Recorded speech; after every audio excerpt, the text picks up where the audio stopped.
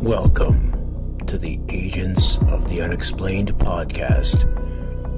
From a haunted abandoned asylum to Sasquatch lurking in the dark woods and watching you, and all things unexplained, here are the stories from outside our realm.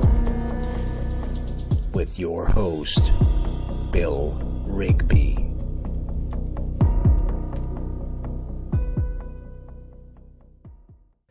Hey everybody, you know I've been excited about tonight for a while now, because I really don't know that much about the Wendigo, so I had to go to the man that knows stuff, and you all know who it is.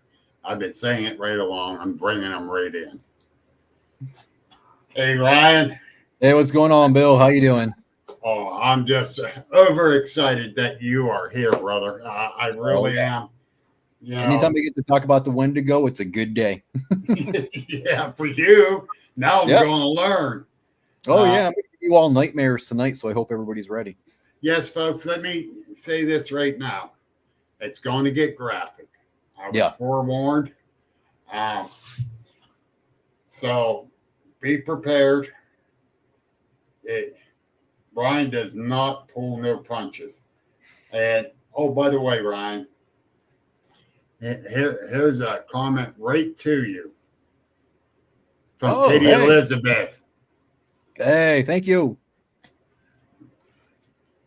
I love Katie. She's a good girl. And yeah, she is. I know. I'm going to get her on my podcast when she has time to talk about Champ. She is awesome. She is awesome. But anyhow, the Wendigo. And I'm going to admit, I don't know squat. That's okay. That's why I'm here. Yep. And that's why, hi, everybody. But I'm definitely want to learn a lot. Now, I know you're going. So let's just start delving right into it. Okay, let's. So, all right, with the Wendigo, it's something that the Algonquin, the Cree, and the Ojibwe, they believe this thing spiritually. It's not a cryptid like everybody would think. It's not some unknown animal. It's literally an evil entity that's always present during their harsh, cold winter months. And every single member of the tribe is terrified of this thing. When they speak of it, they don't speak of it loudly like you and I would speak of Bigfoot. They wouldn't talk about the Wendigo this way. They would talk about it in a way where they spoke with their own language, but it was a broken language and it was hushed.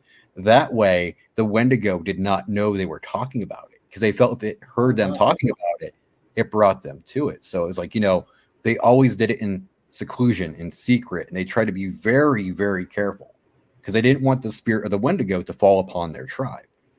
Right. So it's really something that they fear, like you and I fear werewolves, for example, right? Right. This is something that they were so dreading so often that they just any signs of Wendigo, and that tribe was ready for war. That was it. It was just like, that's it. He's becoming Wendigo. Let's go get him. So it's something that's going to be a very scary story for you guys. Yeah. Well, yeah. And I don't get scared easily. So you're going to get scared today. Yeah, you're going to get scared today, Bill. It's my mission. My friend, my brother are going to get me scared. I just love it. Which way? Should I bring up that first picture for you? Yeah. Yeah. All right. Okay. Right. All right. So who you're looking at is a man known as Swift Runner. He was a Cree fur trader that, unfortunately, is accused of being a Wendigo. And what happened is he took his family out along the fur trade where he usually goes. It was his normal path. He had traveled this path numerous times throughout his life. And during one winter, he got stuck in a cabin. And they noticed that he wasn't around anywhere. And 3 weeks later, he came back talking about how his his wife, his mother-in-law, and all his kids died of starvation. The weird thing was, though, they noticed he was fine. He didn't show any signs of starvation. He didn't look malnourished, no signs of illness. So they started questioning him a little bit, asking, what really happened out there? And it took some alcohol for him to loosen up a little bit, but then he started telling a story of how, because there was no food, the Wendigo possessed him and made him turn cannibal and kill his family. Oh. They brought this man back to the cabin where he was staying, and sure enough, they found the remains of his family. They found bones broken open. They found the femurs. The femurs were actually cracked open and the marrow was sucked out. The craniums were actually cracked open, which showed that he made active effort to get into the brains. And he actually went through and he walked them through how he killed each and every member of his family. And he kept telling them, cow. Yeah, and he told them, the Wendigo made me do it. So if you look into his backstory, though, it's even more frightening, Bill. This isn't just a random thing. Now, while stories about his personality differ, some say that he was a drunkard and he was very violent, but there's a Jesuit that actually did a report on him. He wrote a book and he featured Swift Runner in there, and he was saying he was a very kind, very doting father. He was a loving husband, but there was one little problem. He was troubled by nightmares of the Wendigo. And he was telling this to people, saying that the Wendigo is coming to my nightmares. And if you know anything about the tribes, when they're having nightmares, it's a very serious problem. Right. Especially with like the Wendigo, because if you're having nightmares about the Wendigo, it shows that you've been chosen by that evil entity to become its next vessel. And why no one stepped in to do anything for him, no one really knows. But the fact that he was troubled by these nightmares so long ahead kind of shows that there was something to his story. Okay. And wow. Several things running through my head on that one. So let it sink in a little bit. Yeah. Yeah. Why didn't anyone step in? Nobody knows. It's very curious because normally in the tribe, when somebody's talking about, I'm having dreams of the bad spirits or the bad Pelaganox. Pelaganox are dream spirits from the Algonquin tribe. Right. So, since he was so vocal about it, you do have to wonder how come no one from his tribe actually stepped in to try to help him. But it's also possible that he didn't speak of it to his tribe. He might have said that to the Jesuits and to the white fur traders, which, Right. White fur traders didn't really take the Wendigo serious as the tribes did. No, they wouldn't. No. And let me bring his picture back up again. Mm-hmm. And he doesn't look mentally ill.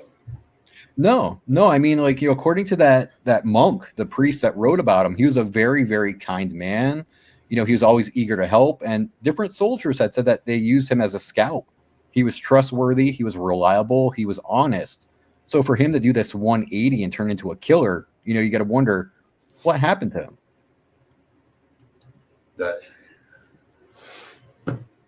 And when it comes to the Native Americans or the natives, Mm-hmm. I believe a lot of things they do say.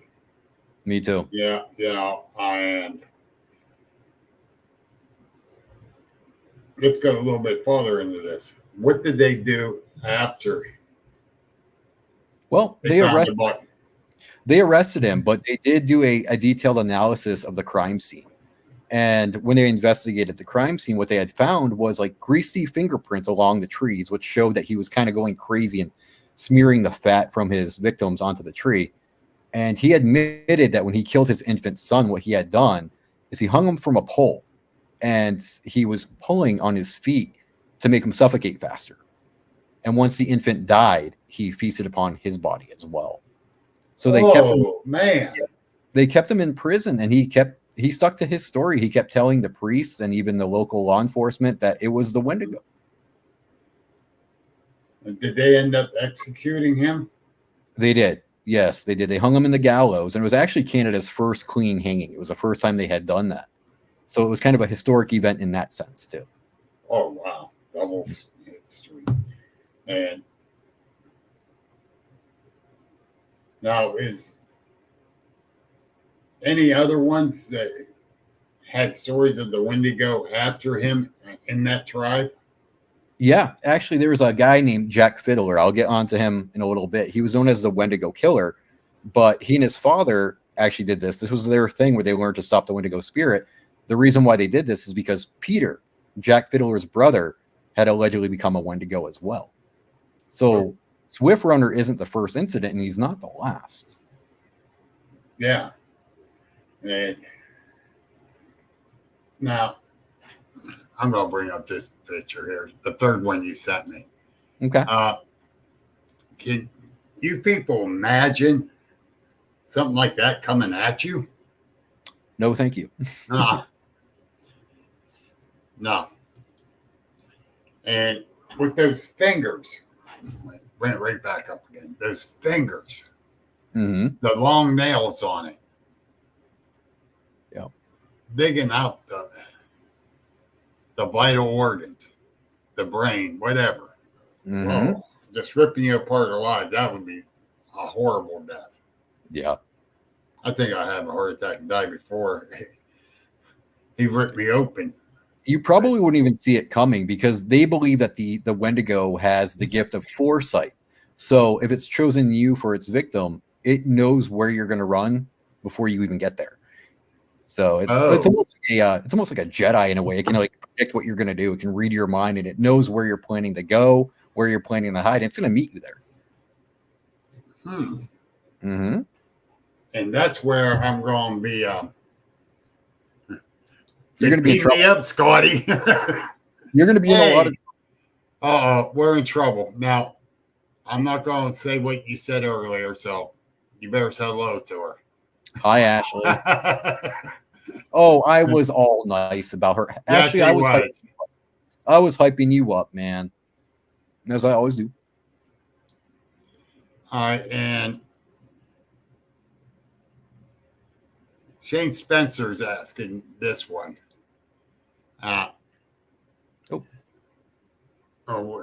Did I just put it on and off? Yeah. Okay, well, there's different means for a person to get possessed by the Wendigo.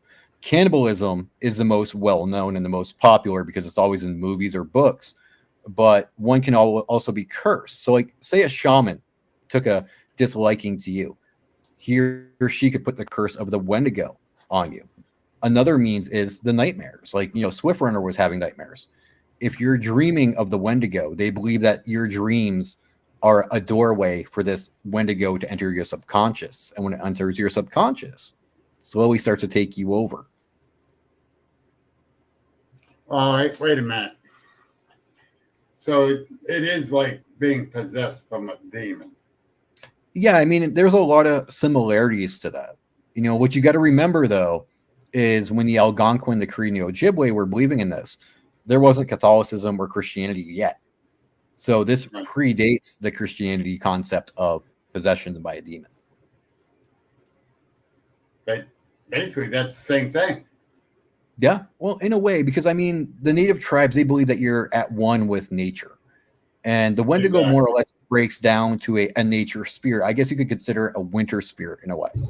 So they believe that, so unified with nature that you just become like kind of merged together. Yeah. And Shane says he definitely believes in curses. So it's definitely possible. Is it a state of mind or is it a real thing? I think that depends on who you ask. What's your theory on it? I think it could become a reality, but I also kind of lean towards a little bit that it's state of mind because, if you convince yourself that something's going to happen, then usually you start seeing signs that it is happening. Right. That's true. Mm-hmm. And to me, something like that there, and you start having dreams or nightmares about it.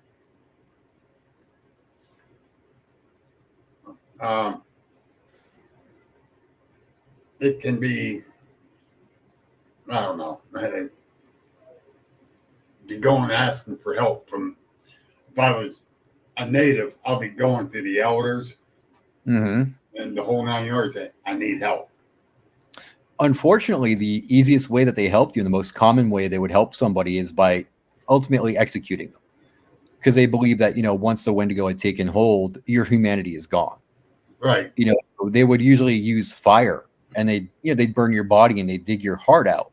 And then they'd bury your heart in a silver box and bury that box in hallowed ground so that you couldn't come back. Yes.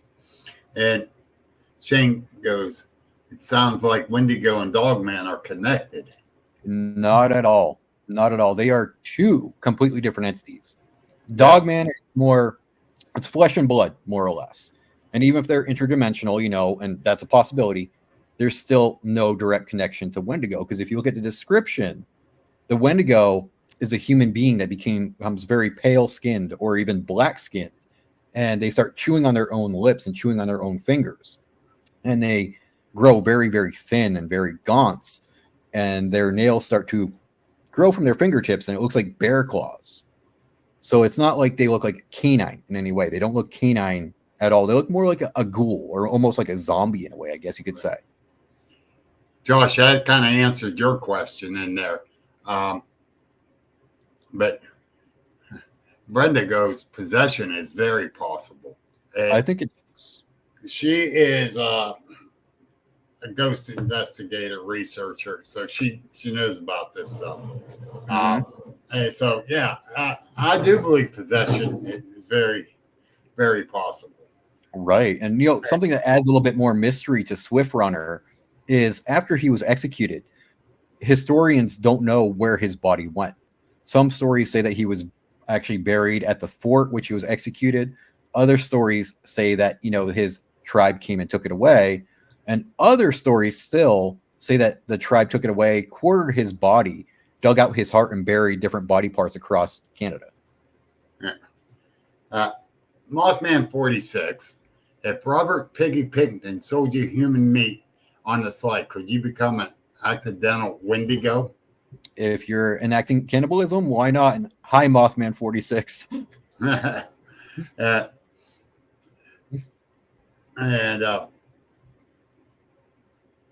as far as curses, it seems that they're connected, Shane says.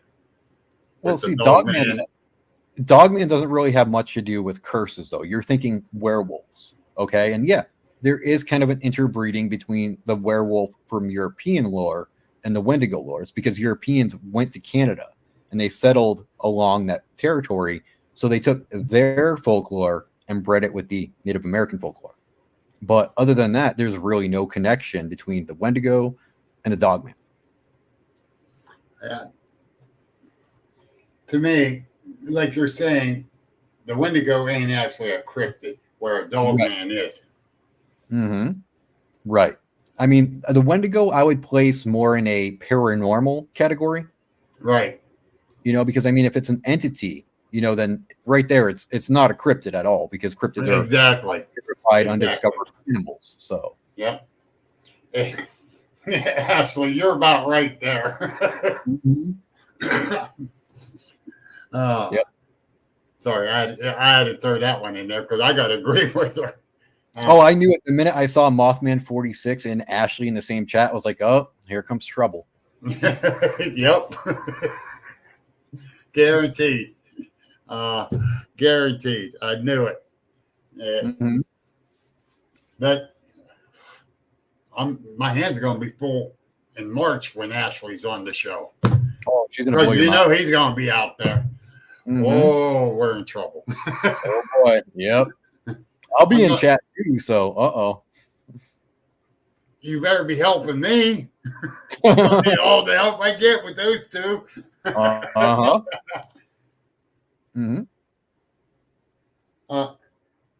Josh Hensley says there is a Wendigo syndrome you can be diagnosed with. That was Wendigo psychosis.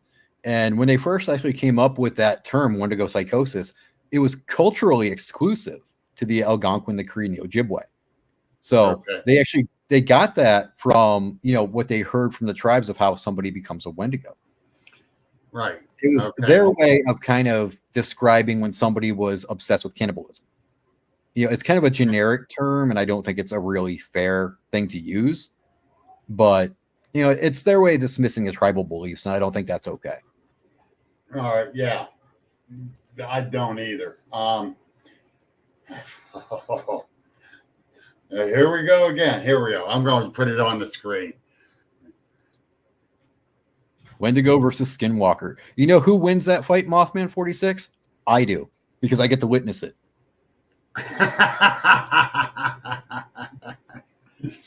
And are Wendigos just in the native people, or could they into the white man? You know, actually, it's more or less confined to the tribal people. I think because it's a tribal belief that whatever it is, whatever kind of entity it is, it prefers the tribal people. So it sticks to them. It doesn't come to us. How recent of a Wendigo report have we had? I think the most recent one is when people were hearing like different howls and whatnot. I think this went back to like something like 2003, where people were hearing different cries up in Canada that they credited to the Wendigo, because that is a trademark of the Wendigo. When they hear the cries, it's a wailing cry that sounds like a train almost, and that's how people think the Wendigo was coming. Oh, okay. So that's like 21 years ago. Yeah. And you know, there could be that's more that's not that long ago. No, but I think the Wendigo reports, they're not really common because they know that a lot of people outside the tribe kind of misinterpret it, and they don't want their beliefs being misinterpreted. So that is very true. Mm-hmm. And I got to agree with that 110%. Yeah. Oh, yeah. I mean, you know, studying the stuff that I do, the Wendigo and the Skinwalker, I see just how much it's misinterpreted and how much it's like, you know, just destroyed completely. You know, they don't tell the actual stories that the tribes tell. They kind of mince it up and just add whatever they want to it. And that's never what you should do. True. Very true. And I know you study this stuff, and I know you know what you're talking about. And when on my one discussion on my page, good old Russell Easterbrook, who's very knowledgeable himself, said something, and you jumped right on it, corrected him, and said, "No, it's like this." Boom, boom, boom, boom, and right away, Russell came right back and agreed with you. He said you were totally right. He was wrong. And you didn't get mean when I say you jumped on him. Right. You just threw the facts out there. And I mean, it's a common occurrence, Bill. You know, a lot of people will say, "Oh, Wendigo's like this," and you got to pump the brakes for them and go, "No. You're telling like a YouTube version. You know, you're not telling the Cree or Ojibwe version. You're telling something that was so distorted that it's no longer the Wendigo tale." You know, so you always got to remind them, that become a like the Nightmare Before Christmas fairy tale. Yeah, it becomes a creepypasta essentially. Yeah. You know, because everybody ignores the facts. And like when you go on YouTube and you look at the Wendigo, you don't really see them talking about Swift Runner too much or Jack Fiddler. And this is like, you know, vital when you're talking about this subject. You got to include those topics so people know what it is. And hello, Jack Warren. You're late, but we're glad you're here. I'm going to bring up this other picture. Okay. And there you go. Now, if you notice, Agents of Den Explains watching it in the upper right-hand corner. No. But no, seriously. This artist's rendition, it's kind of freaky. Oh, it definitely is. I mean, it's not really accurate either. And this is where a lot of the confusion comes in. Right. Mothman 46 just pointed out. Thank you, good sir. So the antlered Wendigo is not how they depicted the Wendigo at all. Algernon Blackwood, when he had this novel, The Wendigo, this is how he depicted it. And it just kind of took off. And this is what people think looks really cool. And they think, oh, that's the Wendigo. It's not it at all, though. It was never depicted as a stag-headed thing. It never had antlers. It never had fur or a tail. So you could see where the true depictions were lost to history.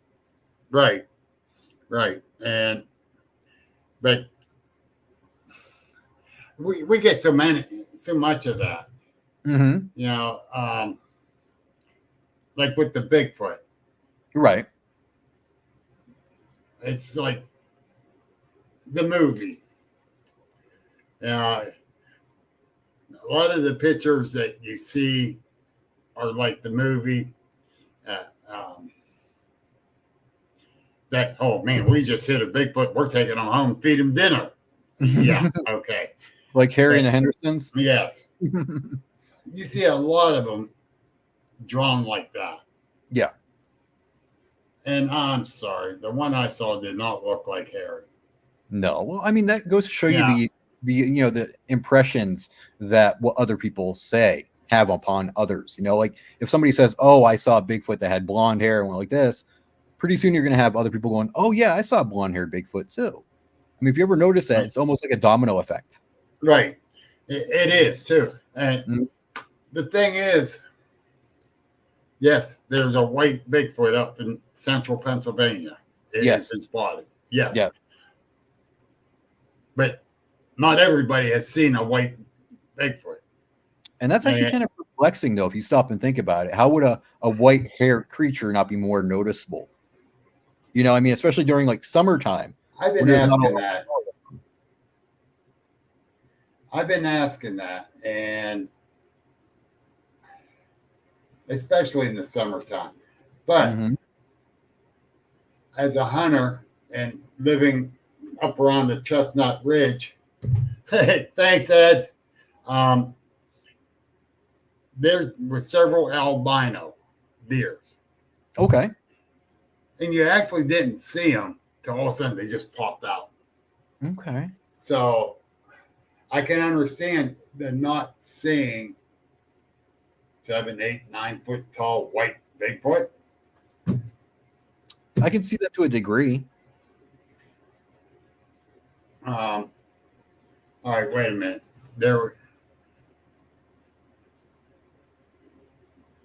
Jackass that. Wait a minute. This here.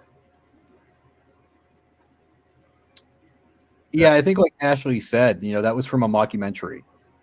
Because Wendigo, they're not going to mark their territory with a W, okay? It's not like this thing's going to be like, hey, I live here. I'm going to put a W here so I'm hanging about.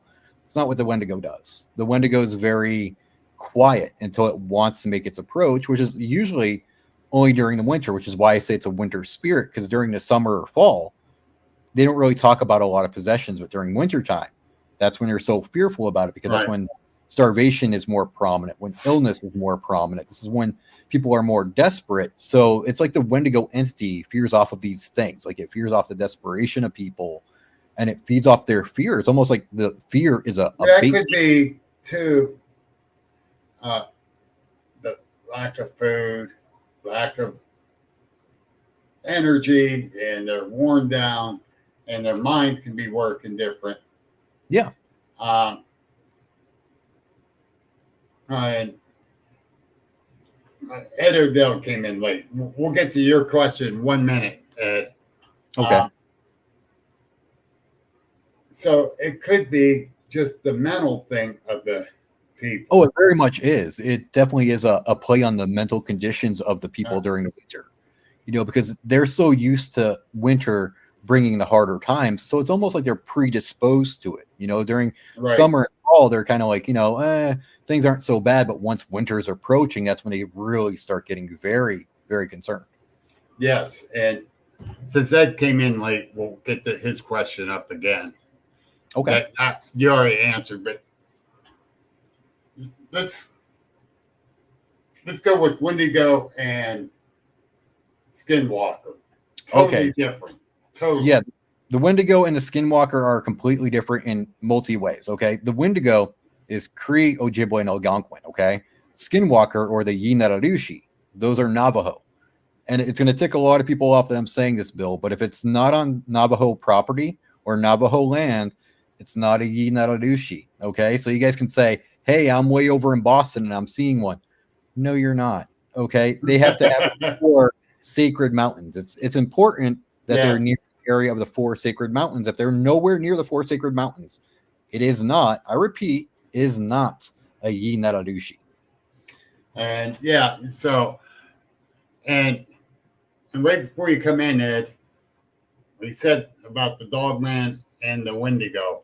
They two separate things. A Dogman is a cryptid. A Wendigo is basically paranormal. Yeah, it's basically a spirit. Yeah. And I go along with that. Totally along with that. Mm-hmm. Shane Spencer saying Skinwalker Ranch. That's on. Look where that is. Look where that is. Because, like, Arizona, Texas, Mexico, Nevada, pretty close. Yeah. So it's near one of the four sacred mountains. So is it possible that Yi Nararushi was near there? It could be. But they still need the four sacred mountains in order to use their magics that they use to become the Skinwalkers. Awesome. Awesome. I am learning stuff. And I'm going to say this right now. You're teaching an old dog new tricks. Awesome. That makes my day, man. That brightens my day. Thank you. Yeah. With all honesty, like I said at the beginning of the show, the thing is, I didn't know crap, truthfully, about Wendigo. I looked some stuff up, but it's like, I'm going to wait till Ryan's on. Yeah, there's a lot to it. There's a whole lot to it. And, there are means of stopping Wendigos, too. It's really neat when you look into the little anti-Wendigo measures that they would take. Yes. In fact, one of them, it's something so simple that I think it just goes over everybody's head. Heated beef tallow. It's fat. They used to feed you beef fat. So that way, what they believed is that the beef fat would melt the heart of ice. And it could slow down or even stop the Wendigo transformation if you were lucky. Okay. And, of course, Mothman 46, I have to throw this in there. In Boston, the Methdigo is often misidentified as the Wendigo. Mothman, what am I going to do with you, man? Oh, wait till I see him in person this summer. I'm going to get him. I'm going to get him. You're going to love that guy, man. He's cool as hell. He is awesome. I do love him. He's a good guy. I do love him. He's great. And Shane goes, what makes the four mountains sacred? Okay. So the reason why those four mountains are sacred is because with the Navajo, these were the mountains that they used to go to collect their food. They used to hunt there. And it was also very spiritual to them because this was land given to them by their gods that they worshipped. So they believed that the mountains were gifts from their gods. Okay. And so they used to go there for their ceremonies. Like if there was a birth taking place, they would go up there to have that birth because it's sacred land.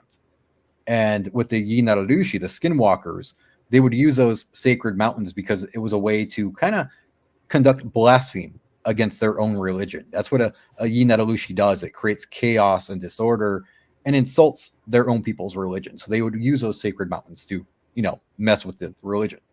Oh, okay. Hi, Debbie. Debbie Preggy's out there. Said hi. Hello. And, but in the four sacred mountains, didn't they use that as a burial grounds too? Yes. And it's very important to them because they believe that that's where the magic was the strongest. It was strong in the lower lands, but on the top of the mountains in the caves, they believed that was just like kind of flowing like a river through that place. So it was very important to them. Like they did not want to ever commit sacrilege there. Don't commit any offense because, you're insulting your gods. Yeah. And here's the other thing Josh just said.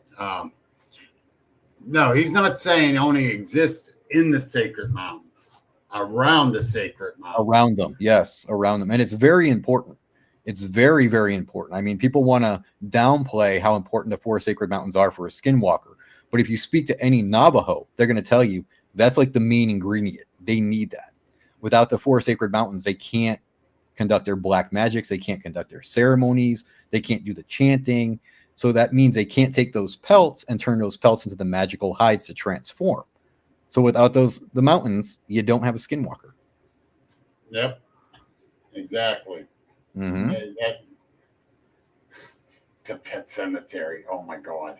Actually, you know what? It's really cool that Mothman mentioned that because Wendigo is prominent in Pet Cemetery. In a Pet Cemetery. Yeah, in the movie and in the book, Pet Cemetery, the Wendigo is what bittered the ground and caused those people to come back from the dead. That's why they're evil, because the Wendigo's stain took over them. So it's the Wendigo spirit being attached to them. That's why they're so vicious and why they eat people when they come back. Okay. All right. Josh said in the Cherokee, they speak of them too, is why he asked. Cherokee have the Raven Mocker. The Raven Mocker is a lot different from Yinatalushi.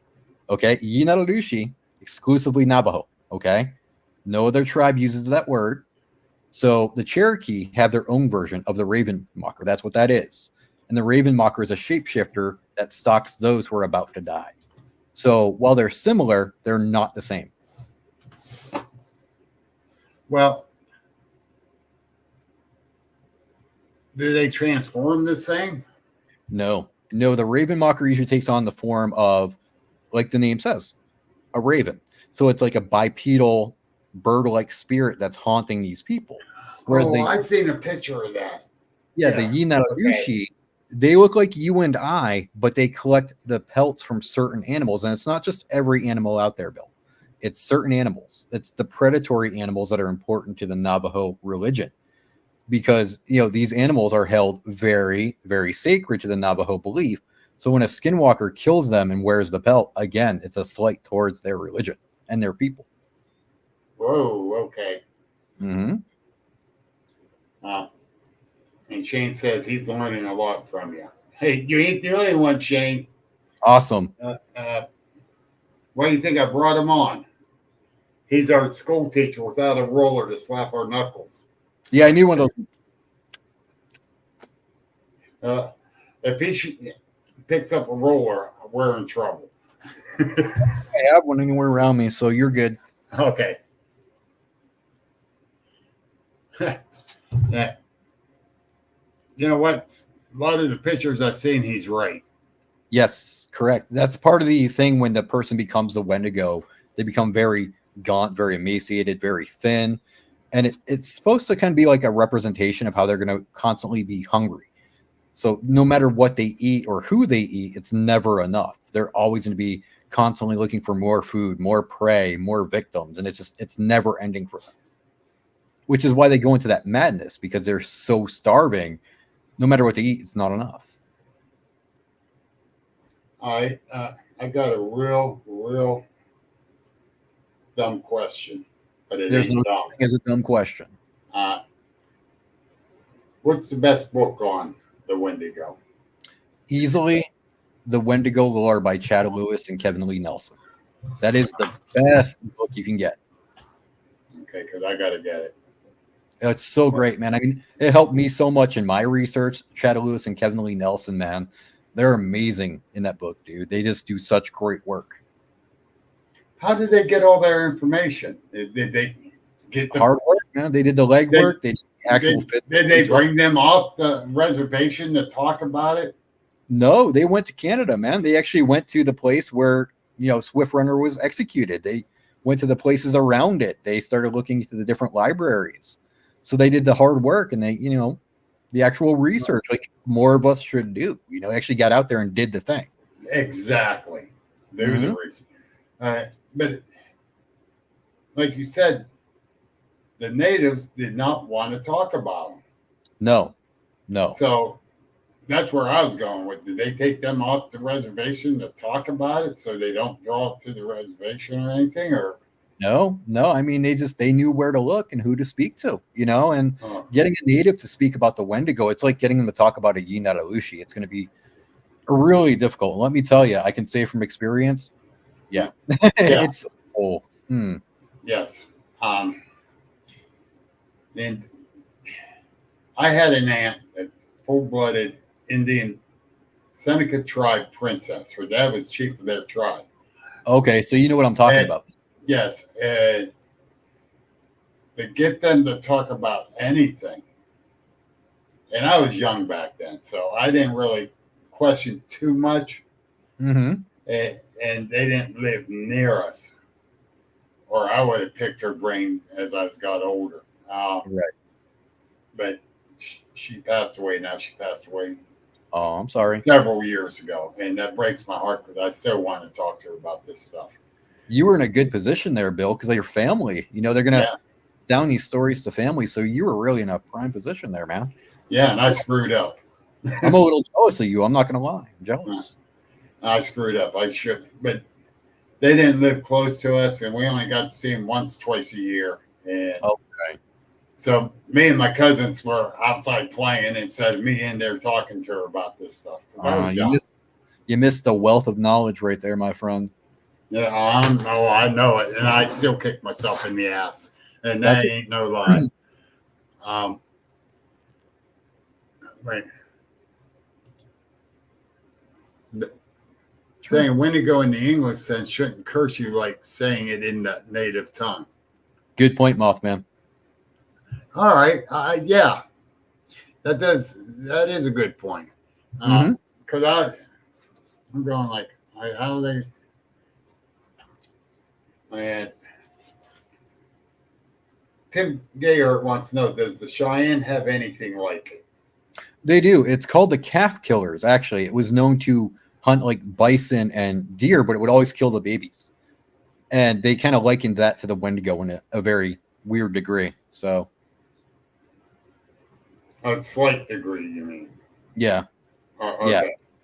It wasn't like, their direct version of the Wendigo. It was kind of like a spin-off, I guess you would call it, of the Wendigo. Oh, like moving on up. Yeah. There you go. Yeah. Okay. Yeah. But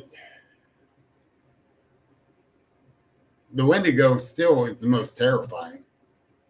Yeah, to me too. I mean, that's the one that has this history that you can really find easy, and you can actually, read these horror stories that happen because of the Wendigo. And that I'm going to regress a little bit. Let's go back to that reported 2003 report of it. How many people were killed? Nobody was killed, but what they were hearing is they were hearing the cries of the Wendigo, which was supposed to hearken its arrival. And by that time, we had technology, so starvation isn't as prominent as it was back in those days. So when they started hearing these cries, they knew, okay, we got to pay close attention to everybody in our village, and we got to make sure that nobody's starving and nobody's going hungry to avoid cannibalism. And that was very smart on their part, because had they not done that, might there have been a Wendigo in modern times? Possibility, huh? Yeah. Yeah. It's a little scary to think about. I mean, that's really an easy thing to come into and to fall down into is starvation. Especially with the market and how things are nowadays. Starvation is so common. Yes. The price of everything right now. Yeah. And people are skimping on food. Right. Who's to say that someone won't go so hungry that they think, oh, cannibalism, it's right there. There's so many people. I wouldn't go there. People have done it. Yeah. That plane crash. Yep. Mm-hmm. Dave Rupert goes, I'm hungry. Go to Wendy's. Where do you think Wendigos go? Yeah. There goes what I said. Wendy's. Dave Rupert is the paranormal griddler, so he might be griddling up some bodies for us. Uh-oh. But yeah. So it does, Shane. That's what he's been saying. Starvation plays a big part in it. Yeah. A medium rare. Well, you got to think too that back in those days, it was very easy to go hungry. You could have had a really terrible hunting season where you didn't collect enough game. And a severe winter. Yeah, you had too many family members and the food stock was just going boom, boom, boom. Before you knew it, you were out of food and, you were boiling your boots to eat the leather. So starvation was far more common back in those days. And so, what year was this when, what's his face? Swift Runner? Yeah, Swift Runner got. It was 1897. So, almost 1900s. Yeah, almost. But, you know, and the winters were so much more harsher then. Yeah, and it was very much out of the way. You know, it wasn't close to the big cities. This was a small village that was, you know, way back into the wilderness in the mountain area of Canada. So the winters were that much more harsher. Mm-hmm. You had a poor hunting season, poor vegetable season. Mm-hmm. Yeah. Okay. Well, you got to think too, he was probably really mentally worn out. You know, he was having those nightmares of the Wendigo. Yes. And to you and I, that wouldn't really be that big of a deal. You know, we talk about it, we'd get it out in the open, and that'd be it for us. You know, but for them, having these nightmares of a Wendigo was a big thing. So Swift Runner probably felt very overwhelmed. He probably felt like he was lost at this point. You know, and he probably saw hope slowly trickling away, knowing, oh, great, when the winter comes, I'm going to be the Wendigo. That could have been going through his head the whole time. Yeah, I think it was, because there are stories where, you know, they say he was very gentle, but then there's also some stories where they say he was very, very violent. But his violent days were more after the days he started having these nightmares. So clearly these nightmares were having an impact on his mental condition. Yeah, that would. Because there's a lot of factors there that really stress out his mental condition. For being known as a very loving husband, father, and person just in general, and that just turned like that. And the way he was so callous when they walked him back to his cabin, and he was actually showing them which skulls belonged to who.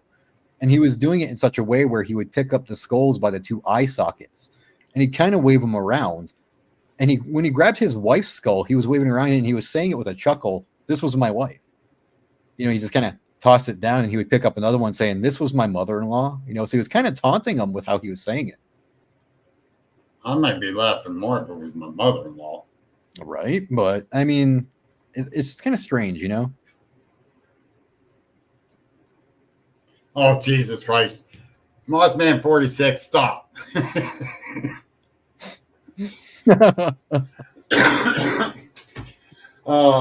Yes, I did do a live stream when I was being life flighted. You're trying to show how much of a badass you were, huh? No, actually, it was the easiest way to look out a window in a life flight. So I'm watching with my phone. Okay, all right. Hey, I always wanted to go up in a helicopter. You should have just done what I said, man. You should have just been like, "Yeah, man, it was to show how much of a badass I am." Yeah. Yeah, so I was looking for Bigfoot. What can I say? That too. Okay. All right. But yeah, that was crazy that I even did that. You know. Excuse me. But yeah, that was a fun ride. Not. I'm sure. And had a lot of people wondering what the hell happened to me. But yeah, that's the mental capacity of what happened to that man. I'm trying to fathom. Yeah, I mean, it's just like, it's interesting too. I mean, if it was a psychosis, like if he was going like, you know, turning into a psychopath, would he have maintained his story the whole time? I mean, if he was psychotic, right? If he was actually a serial killer in some sense, wouldn't he have just admitted, "Yeah, I killed him because I wanted to, you know, it was something to do." But no, he maintained his story. You know, he kept telling everybody, "I'm the Wendigo. The Wendigo made me do it. I'm the Wendigo." And he was messing with the guards too. There was a guard that came in to check on him who was, you know, he was a stout fellow. And they noticed that this guy, Swift Runner, was eyeballing him and he had a smirk on his face. And he looked at the guard and he was like, "You must have this much fat on your bones." And he was using those three fingers to indicate how much fat would be on the man's bones. So he was indicating he wanted to eat this guy too. Whoa. Mm-hmm. How disturbing would that be? If you were a guard, and you got to remember, you didn't have any automatic weapons back in those days, and you walked in to check on this prisoner, and he's kind of smirking at you, going, "Hey, you got some meat on your bones." You'd be a little worried about him. Yeah. That is just, whoa. It's a very weird thing for him to have done, especially to the guards that were protecting him from other people. You think he would have just kept his mouth shut, but no, he was gauging up this guard. And so they figured, you can't come back anymore because he wants to eat you. If you're alone with him, he's going to try to kill you and eat you. Yeah. And if I was the other prisoners there, I sure in hell be afraid of him because he might eat me. It got to the point where they did keep him in a prison by himself because they weren't sure, is he going to try to escape? And if he does escape, will he attack the other prisoners? So they kept everybody away from him. And Dave Rupert goes that with this. That's dark, man. That's Carrie will cook his ass. Oh boy. See, I wouldn't say anything like that about Ashley, man, because she'd beat me down. Nope. You'd be brave if you did. I'd be stupid if I did. That too. But sometimes being brave, you are stupid. True. Valid point. But anyhow. So how long was it from the time he got thrown in prison till he was executed? It was only a matter of weeks. It was only like 3 weeks. Yeah. But, it was. I don't think they would have held him long. No, because the word had spread that Swift Runner was claiming to be a Wendigo. So, of course, when his tribal members heard this, there was a very big, strong panic, and they knew, okay, we got to get rid of this guy as quickly as possible. Yes. And there you go. Yep. See, that's why I said I won't be stupid. No, sir. That's why we love that woman. Yep. She keeps everyone in line. I might be a lot of things, but I'm not crazy. That's my line. Yeah, I stole it from you. What are you gonna do about it? Ashley, no. Oh, that's unfair. That's not... But no, seriously.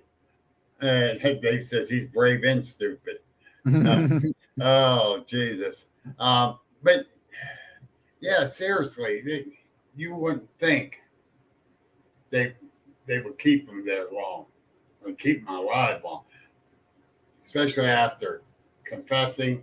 They can calmly show them who was who. And you can remember too that when they executed Swift Runner, it was their first execution. So really, knowing how to execute somebody successfully was something that they didn't really know what to do just yet. So when they hung him at the gallows, that's the first time they could say, "Hey, we executed somebody." True. So, yeah. And I think they were trying to kind of give some leeway because he was Native American. They wanted to see what they could do that might be justified, something that would be agreeable with both the settlers and his tribe. Yeah. Gary, where have you been? I asked him about the good book. Gary wants to know any good books on it. This man, everything books. The Wendigo Lore by Chad Lewis and Kevin Lee Nelson. That's the best one you can get. Yeah. And I know you missed it, Gary. Oh, but you're running late, brother. We missed you in here. This man in books, let me tell you. Nothing wrong. There's nothing wrong with that. Any conference me and him went together, he's looking for books. That's the way to be. Yeah, and he is. Late supper. I got to go have supper after this. Are you sure you want to eat after hearing this, though? Sure, why not? Remember, okay, I was former military, former firefighter, True. former ambulance runner. So yeah, I can eat after that. But I don't know if I want to. But no, seriously, there. I'm still having with Swift Runner. I'm having a hard time how he went from the nicest guy Mm-hmm. to that. It's just nuts. Yeah, it boggles the mind. I mean, when you look at that picture of him too, he doesn't really seem to be very remorseful for killing his own family. It's my buddy Sparky. Okay, so you talked about how Wendigo is like a possession. In modern religions, they perform exorcism to get rid of a demonic possession. Did they have anything like that for the Wendigo, or did they just kill everyone dreaming of Wendigo? Well, they did have something very similar. Like I mentioned earlier, the beef tallow, that would be like the first thing they would try.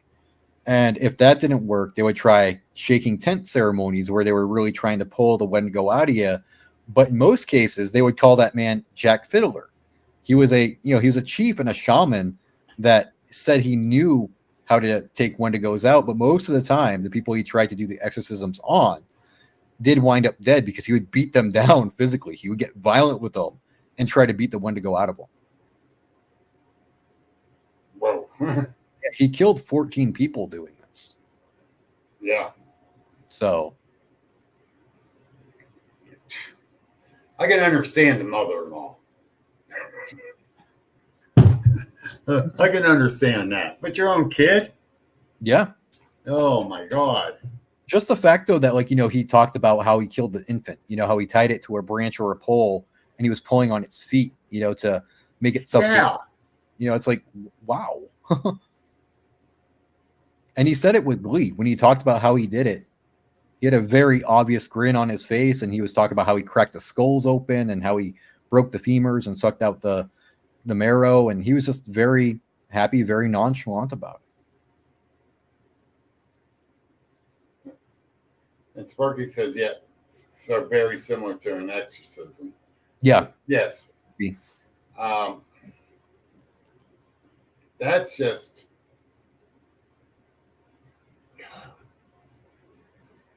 the infant. Yeah, that was brutal. That was just like, wow. I'm sorry, I can't handle that one. That one bugs me. Yeah, that bugged me too. That bugged me when I read about that. I was just like, oh my God. Mothman, you say human head cheese. I say you're a human head case. Oh, hey, them are fighting. No, but he's right. Human head cheese. Oh, wait a minute. Yeah, you think about it. Cracking the skull open, digging the brains out. Mm-hmm. That's gross. That is. And they actually, the skulls, the craniums, did show that he sat there, breaking away at the skull just to get to the brains. Yeah. So he knew what he was doing. He knew, okay, I'm cracking this open to get the brains. I'm going to eat these. So it was a very conscious thing. It was very much on his mind. And yeah. Here's a great question. Yes. I'd say it's a winter spirit. Yeah, because that's when it basically came out. Yeah. I can't just say he, when it. Right.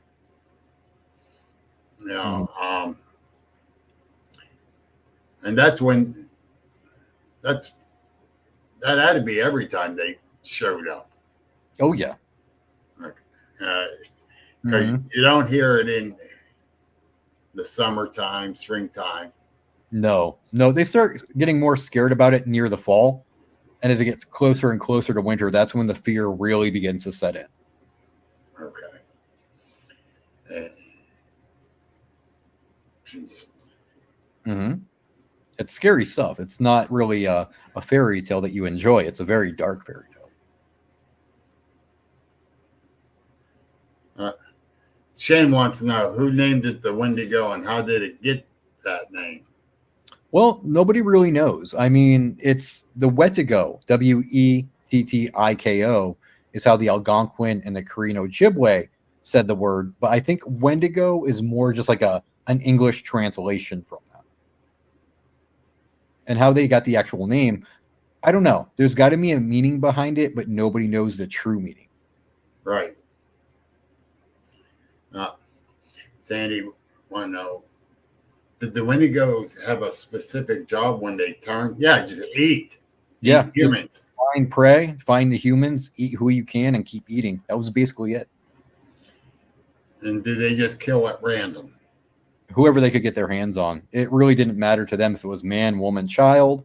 It was always, prey, eat. So, you got a pen handy, Gary? yeah, it's Kevin Lee Nelson and Chad Lewis.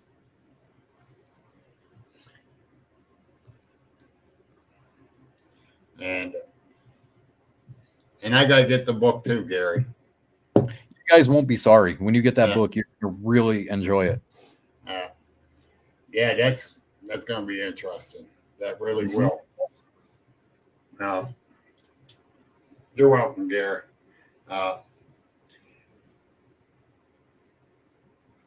Gary, you should send Ryan a friend request and private message him different things. You'll learn a lot from the man. Yeah. Send me a request, man. Gary's a damn good friend. If you like him, I'll like him. Yeah. Oh, I love Gary and his wife. They're great people. Cool. Very cool. Right. They really are.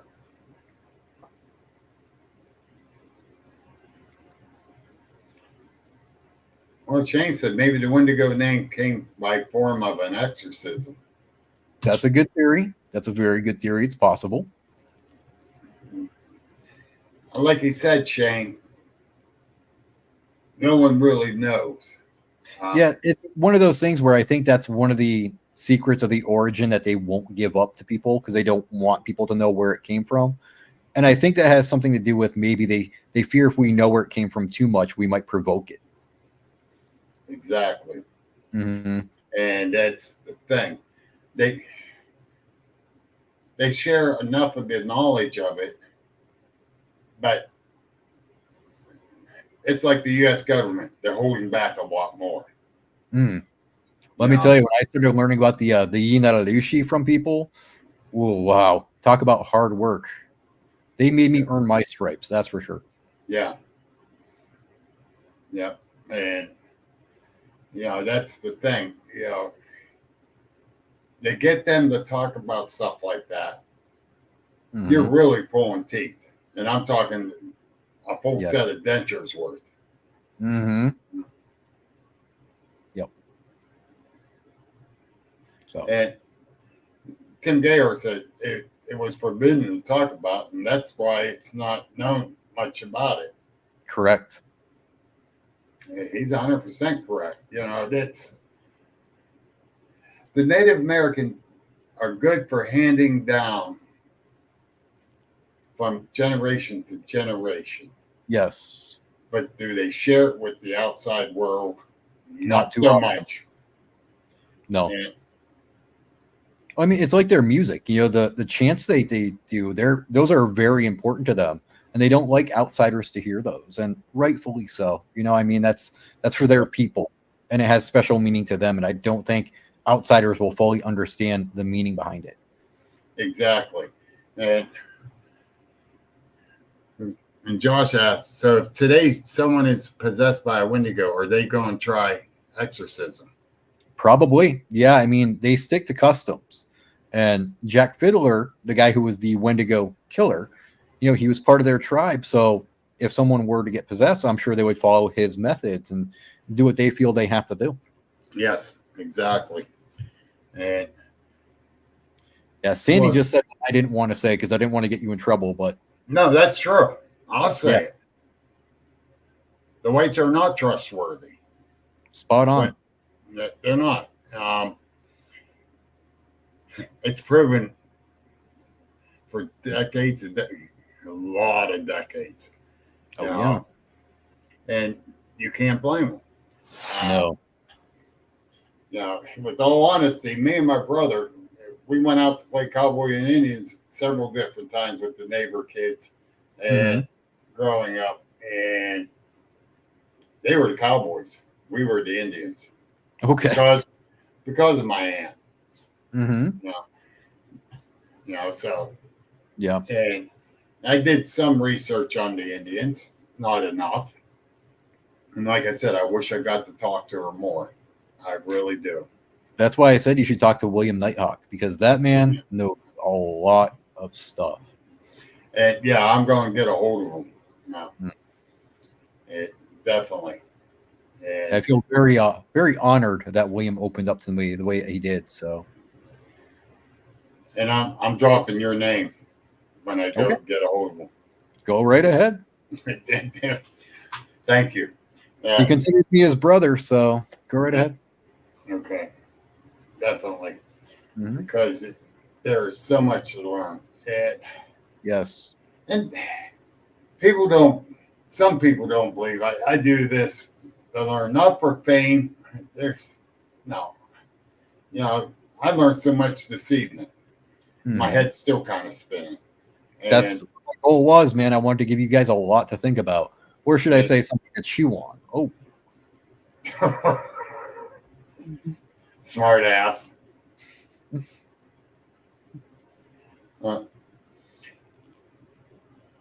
Some of it is shame on the native secrets. Mm-hmm. Some of it. Others is they don't trust us. Yeah, it's a 50-50 thing. It's very much a 50-50 thing. When I was doing my skinwalker research, I learned that the hard way. Yeah. And it's all about the integrity of it. Yes. And if they don't trust you, there's no integrity there, no matter how much you have of it. And they will not tell you a thing. They will stay tight-lipped, and they will not even talk to you about it. So that's like trying to ask some of these old world Amish about Bigfoot. Yeah. They will not talk about it. Nope. I've tried. It's difficult. And I tried. I have no teeth left to try again. That's all right. Maybe you just weren't meant to know. No, they just don't. They're not allowed to talk about it. No. Nope. The elders do not let them. No. It's forbidden. That's very Native American like too. They're like the same way. They have to get permission from their elders to speak about such things. So yes, very much so. Mm-hmm. And if people don't understand that, they don't. They need to go up on it. Mm-hmm. Gary says I was right because they won't say a word or they just turn their heads. Yeah, that sounds about right. Yeah, and that's true. They'll just do this or stare straight ahead instead of looking at you when you ask them. Yeah, like you don't even exist. They just pass you right by. Josh said he did. He had an Amish who did, but briefly. But the thing is, it was the old world Amish. Yeah, because there is a difference. There is very much a difference. Yes. The old world Amish will not. Yeah. And the new Amish, a lot of people call them Mennonites. Mm-hmm. They're Amish.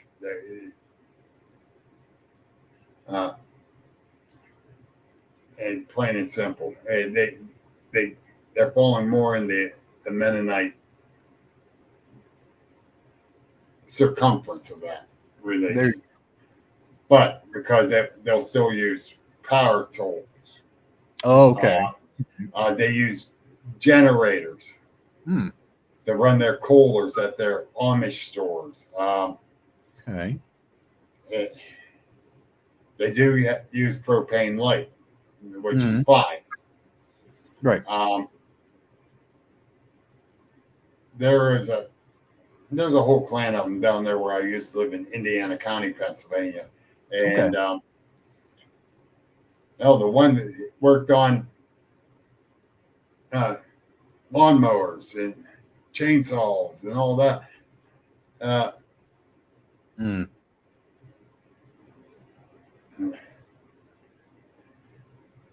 Now, that's New World, I call it. The New World was. But they still won't drive a car. Okay. All right. That makes sense. They still horse and buggy. So it's a very a loose adherence to their traditions. It's not as strict and as tight as it was back in the day. Exactly. Okay. That makes sense. They still had the one-room schoolhouse they built for that new community of Amish that all the kids went to. They still go to church on Sunday mornings, but they partied like hell on Saturday nights. As you do. Yeah.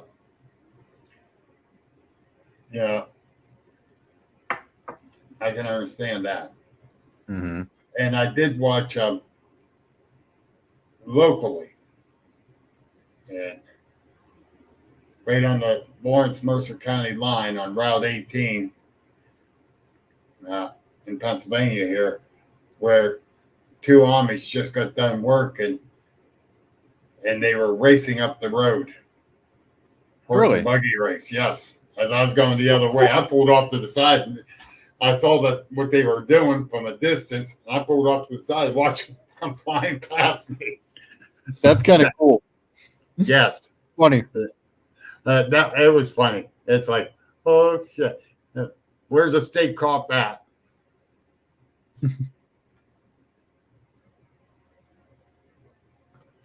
Oh yes. You're right. Wow, really? Yeah. But here's the other thing though. They do have phone booths. Really? With a cell phone in it. Huh. Some got actually a landline in it. Wow, okay. For emergencies only. Okay. All right. That makes sense now. I was like, whoa, what? Emergency only.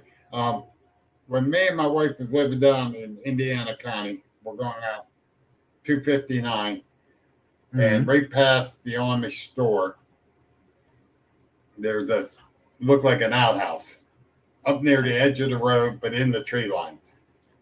But you see a phone line going to it. That's funny. Yeah. I don't know if my mic is picking it up. My dog is snoring in the background. No, we're not hearing it. Okay. You got to put the mic closer to him. Yeah, I'm just sitting here and I can hear him. It's like, my God, you sound like a human. Yeah. And Gary's right. In Middlefield, they have New Amish, Mennonites, and True Amish. Okay. All right. That makes Yeah. And Middlefield, Ohio. And yeah. Yeah, it's funny how cultures have so much in common, though, when you really look at, like, the roots of it all. Yep. It's interesting to see how there's, like, certain similarities as you go up. Yeah. Yes. And Steve Setzer says we should interview him during Ramadan. That's an idea. That is. That makes sense. Mm-hmm. It's good thinking. Gary, you're an ex-police officer. When Ramadan comes around, I need you to go interview these people. He is an ex-police officer. So hopefully I gave everybody nightmares in the chat today. So yeah, I hope you give us a few. I hope so. Probably me. Yeah. Oh shoot. But no. And by the way, I got my new glasses on, so I'm still getting used to them. They're a little smaller, so I'm not used to the smallness of it yet. Well, that's okay. They look good. Yeah, now I can see. Nice. Look out, world. Gary says the True Ones still have their own schoolhouse. He has pictures of them. Wow. Excuse me. I think I do too. There's Mothman with his humor again. But he's right. He is right. A chainsaw, huh? Yes.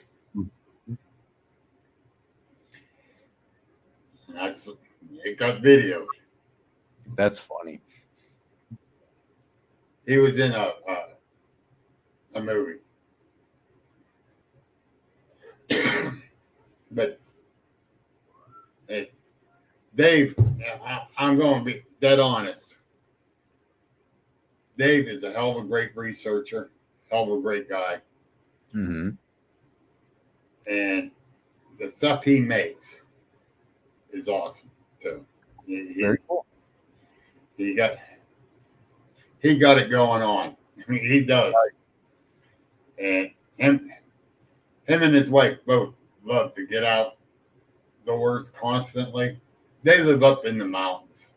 Oh, nice. That's awesome. Yeah, they live in the mountains. We have a question though. Someone's asking a question. Somebody's asking a question on Facebook. Okay, that's from Shane. Where did the Wendigo go after the winter is over? And it has a There's a few different takes on what happens after winter passes.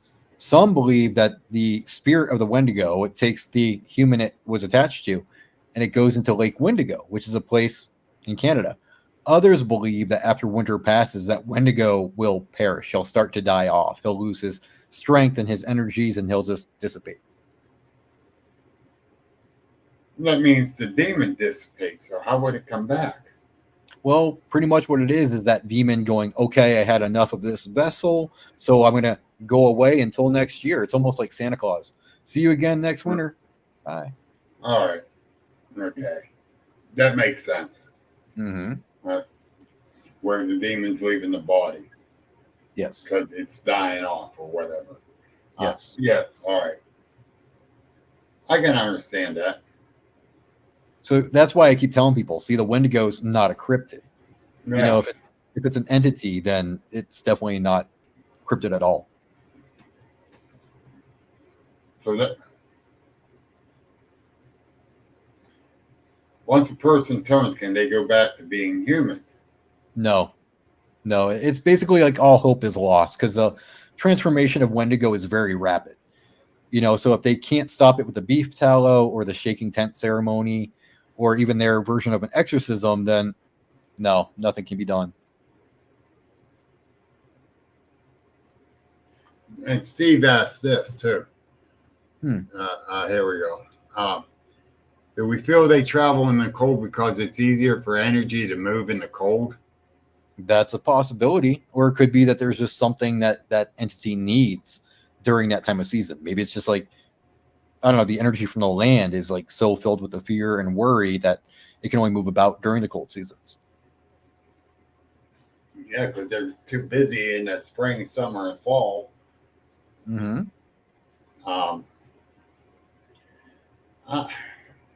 I don't know. It's a very good question. I don't think we'll ever have the answers to that, really. No, I don't either. Mm-hmm. I don't know if they do it by will, Sandy. It's not really by will because they're conscious to a degree. Like the human knows what's going on to a short degree, but as time goes on, the human starts to fade away more and more and more.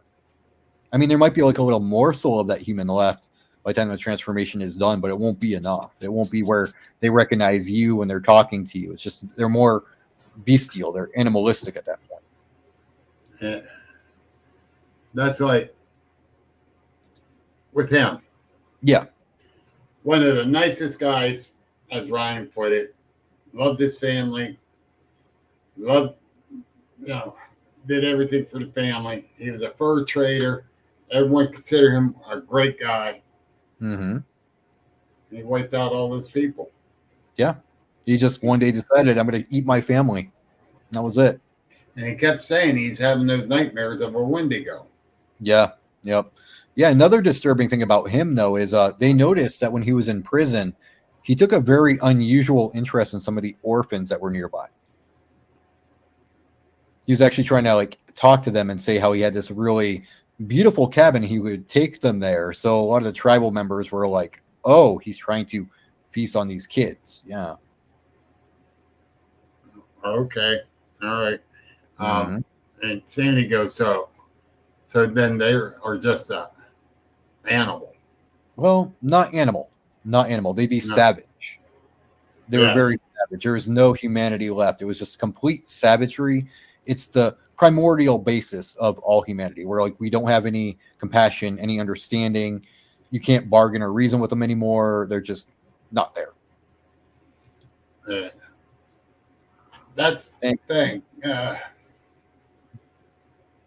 wait till you see what Mothman said.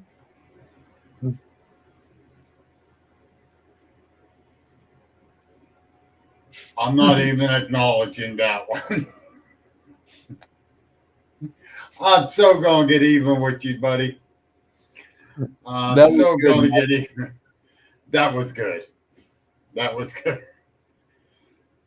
Kentucky Fried Chicken. No. Oh wow, wow. Oh man. As soon as I read that, that's what I thought of. But- thanks. Thanks, Mothman. Thumbs up for that one, Mothman. Jeez. But the thing is, he talked normal when he took them back to the killing site. Right. Like he was still human.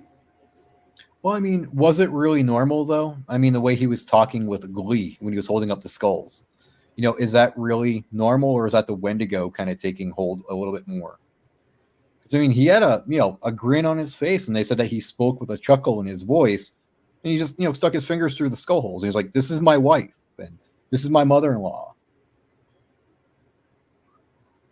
And this is what I did to my infant. Oh, Yeah. Yeah, and then he's saying how, I cracked open their skulls and I broke open their femurs and I boiled their intestines. I did this and I did that. And, seeing the greasy handprints all over the place. Okay. He boiled their intestines. He made sausage. Yeah, they found burned intestines along a campfire and everything like that. It was a really graphic scene. I mean, it's a shame there's no pictures of this, but, they found burned intestines. They found skins that were being boiled in pots. They found, the open skulls, the cracked open bones. Just, oh. Sandy said maybe he's just a madman. Well, the Wendigo made him go mad. Yeah, I mean, he was a madman, but, he kept saying how the Wendigo made him do it. All right, before we go to the Mothman thing, Steve has this question.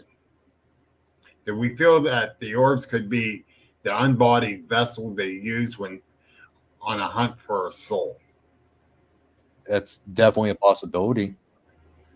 I mean, when it comes to something like the Wendigo, it's really hard to say yes or no about stuff. Right. Because we don't know all the details there are to know. We know what they've let us know. So until they totally open up and just give us every small detail there is, we can only theorize. But I think that's a very good possibility that they came up with. I think it's a great theory. Good question, Steve. Thank you. No, Mothman. I'm not going to tell people about Long Pig. Why not? It's disgusting. Mothman can get on here and tell you about it. He won't.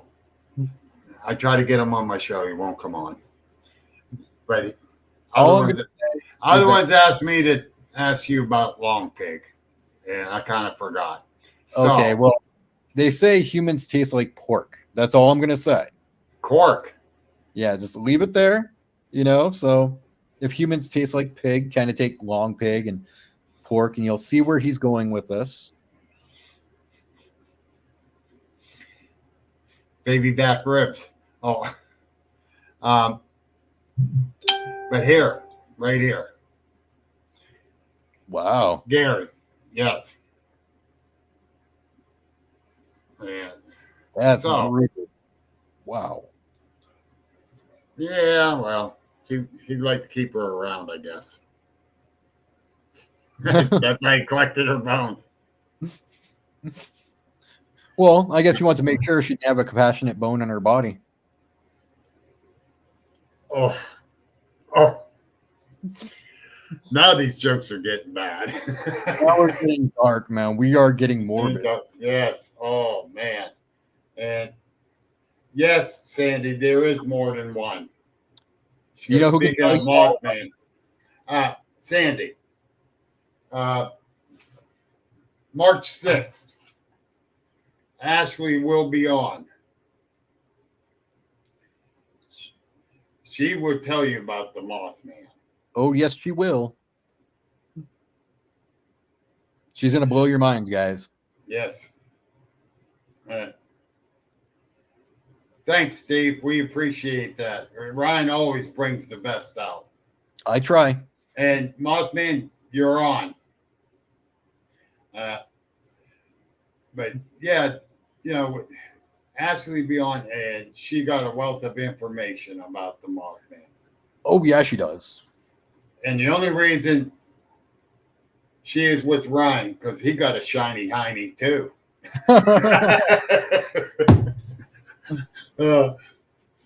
I said I wasn't going to go there earlier, but I guess I went there. I buff it every night, man. I turn on that buffer just so do it just for her. I don't want to picture that. I use turtle wax and everything, man. I go the Oh shoot. I really like know how she puts up with you. I don't know. I couldn't tell you, man. That's a mystery.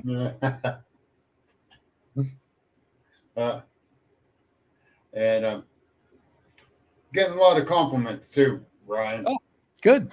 And I do thank you myself. And you already know I appreciate you more than anything. Oh, it's my pleasure. I love coming on and talking to you and getting to know the people in the chat and answering their questions. Yeah, you got so much information in that skull of yours. I think the Wendigo will like to eat your brains. Oh, I hope not. I hope not, man. No, thank you. No. I don't know. I'd be really gamey, Bill. I don't think I'd be a good meal. I'd be just like, ooh. I'm old and tough, so I don't have to worry. Yeah, I'm powered by coffee and sarcasm, so I might taste like coffee. I might be bitter because of sarcasm. Who knows?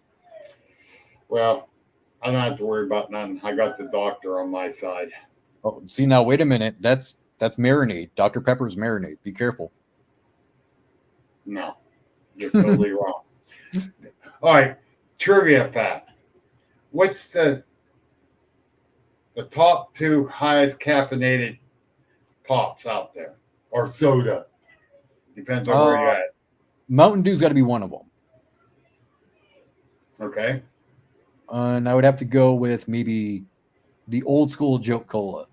Remember that stuff? Yeah, but no. No? Number 1 is Mountain Dew. Mm-hmm. Number 2. Oh. So you're powered by being in sarcasm too. Okay. Yes. All right. That works. And I got to threaten my grandkids all the time to get the hell out of my Dr. Pepper. Oh, share and share alike, Bill. Come on. Why? Because it's a nice thing to do. They get it when they want it. Okay. That's what I thought. They get what they want anyhow from Grandpa. If Grandpa has it, they got it. Of course. I knew you were trying to be that little pretend hard ass, but I got you. It don't work with them. No? Especially the 6-year-old. Wow. Either he punches me square in the groin or does this. Wow. And that's when I know I went too far with him. Yep, that's when you go, okay, take whatever you want. It's all yours. Here you but whenever he punches me in the groin, I get mad. go. Yeah, I can see why. Oh, I get mad. I'm going to rip your Diet Dr. Pepper. Sandy. Ew. Any diet soda is a sin against man. Question, can you get addicted to Dr. Pepper? Hell yes. Why do you think I drink it so much? Good point. I don't like the taste of Pepsi, Coke. Really? Yeah, no, I don't. Oh, okay. I'm not a soda guy. I don't drink a lot of soda. I drink coffee, water, and tea. That's about it. I don't drink water. No? Fish does two things in it. Peas and poops in there? Well, at least they poop in it. I don't know about pee, but they do something else in it too. Yeah. Where do you think the babies come from? True. Oh, I'm sorry. I ain't drinking 1,000 of those little beggars. So I can have minnows in my belly. No, thank you. No. Jesus. That's gross. I know.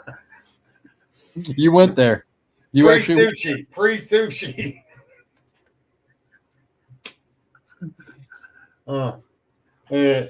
And Gary goes, coffee is the nectar of the gods. You're right, I Gary. agree with you, sir. Especially the agents of the unexplained coffee. You get your own coffee line going? Yeah. Yes, I do. Really? Yes. I ain't lying. I want to see this. Prove this to me right now. Talk about the Wendigo, and I'll be right back. Okay, I'll just take questions. So if anybody wants to shoot me a question, I'm looking at chat. So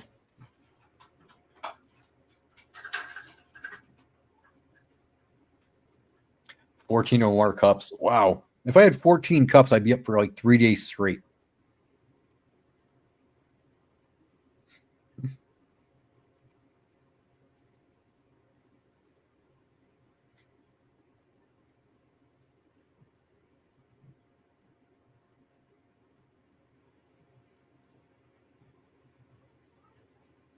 Yes, I actually do have a book in the works. I'm going to be writing 2 different books, a Wendigo book and a Skinwalker book. Hopefully, I'll have them done this year. Oh, he's back. Okay. Are you ready for this? I'm ready. Agents of the Unexplained. 1 pound bag of coffee. Whoa. I sell it. I am going to need one of those. Message me your address after the show. I will. Oh, so you're going to write a book? Yeah, I'm going to write 2 of them, actually. I was just saying I'm going to write a Wendigo book and a Skinwalker book because I want the 2 to be separate. So if somebody wants to learn about Wendigo, they can learn that. If they want to learn about Skinwalker, they can learn that. Oh, cool. Yeah, I don't want to put them both in the same book because if I do that, people might get confused and think they're one and the same. Yeah, like Sandy asked, can a Wendigo? We already discussed that. No, they cannot be. No. Wendigo and a Skinwalker, no. No. And Gary says it's good coffee I got. Oh, great. I'm looking forward to trying it then. And it's good. I love my coffee. Actually, I put it in my other office. I just store it down there because they were coming in this office and taking the coffee. Wow. For downstairs. Don't worry. I'll create a promo just for you when I'm drinking that coffee. I'll be like, Cryptids got you down. Bigfoot being a nuisance. Drink Agent to Explain coffee. It'll keep them all away. I love it. I love it. And actually, my cup, Agents of the Unexplained cup, or the Bigfoot holding a coffee cup on it, is down to a restaurant I go to. I'm going to draw a Wendigo holding it. Yeah. You want me to? I can do that. Yes. Okay. You got it. I will definitely do that for you. Yes. Most definitely. Oh, awesome. Mm-hmm. Yeah. See, I only drink coffee in the morning unless it's really cold out. And I drink coffee most of the day. But I used to. I drink it pots a day. I used to drink 4 pots a day.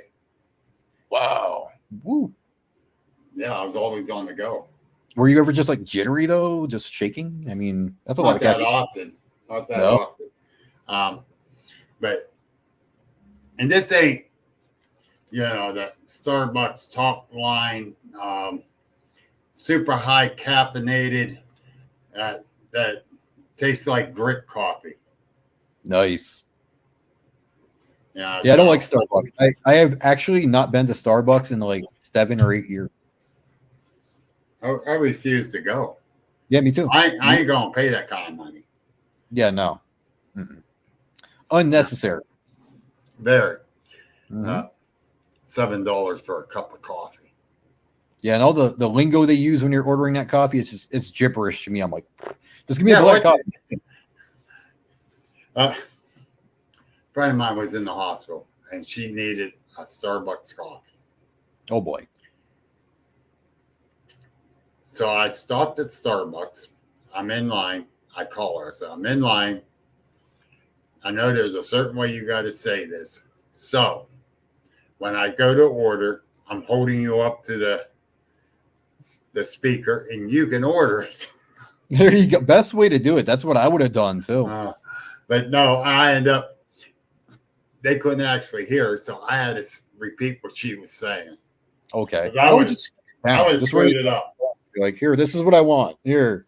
Man, Christ, that was expensive. I couldn't believe that. Yeah, it's expensive at Starbucks. Yeah. It is. It's really pricey. And the restaurant I go to downtown here is only $2.43 a cup. Well, you get supposed unlimited refills. Oh. I know one guy stayed a little longer. He says, I'm charging you for another cup. And then he got mad. He says, you just had 12 cups. Wow. That wasn't the owner that said it. It was the waiter. and only has one waiter in that place. The rest are waitresses. And that boy don't pull no punches. Oh, I bet not. Funny. I was there. And I started laughing. It's some bitch. Here we go again. Nice. But yeah, you're right. Yep. Sandy, Starbucks does taste that way. Can I take a quick break? I got to make a bathroom visit real quick. Okay, right back. Now, so folks, tell me what you think of Ryan real quick. Yeah. I don't think you guys are disappointed with him. Yeah. And like I said, he's very intelligent. Ashley, she's going to be on. She's very intelligent. They're good people. He is top notch, Gary. I agree with you. Yeah, people don't have to agree with me because I'm saying it. And thank you, Sandy. Yes, he is. Or is that me? No, it's him. But no, seriously, a wealth of information, and he studied it hard. He knows what he's talking about. And I'm so glad I got to meet him. Not in person yet, but I will one day. And got the yes. And I'm back. Yeah. And he's back. Mm-hmm. Look all the stuff they're saying about me. Oh wow, yeah. They really like you, Bill. No, it's about you, brother. I go, now tell me what you think. But yeah. And this is like a highlight. This is why I do this, is the interactions and getting to meet people, man. Yes. It's not about the money or anything like that. It's getting to meet everybody. That's why I do this. There's money involved? Well, there can be if you run the right channel, but if you don't, Yeah. But no, I like the interactions. I think the interactions are great, and it really builds that sense of community, and yes. I think that's dire. That is important as can be for us. And that's why I try to get people like you, people that are boots on the ground. And I don't go for this big name celebrities that come on my podcast. I don't look for them. I don't. I don't blame you. Even for my conference, I do have a celebrity coming this year. Oh yeah, who? Jim Boardwine from Mountain Men. Nice. He contacted me and asked if he can come speak. Very cool. All right. Yes. That's cool. Yes, he can. I know what you mean, though. I do prefer the boots and ground people too, though, because those ones that are passionate about it. It's not just a passing trend for them. It's a way of life for them, and they're very serious about learning. And they want to know, and they want to exchange information, and they want to get to know you, and they want to learn new techniques. So that's what I like too. Yes, and it's the thing. We I met a lot of interesting people out there Oh yeah. in the cryptid and paranormal field. But, Mhm. you know, and you do meet some of the, I don't want to use the right words for them, but, you know, I know what you mean. there's a lot of great people out there. And I keep a certain number of them close. Mhm. I don't keep a big circle. Yeah, I, I don't either. and for I've been getting kind of burnt earlier. I think I Yeah. told you about, and so my circle got a little smaller.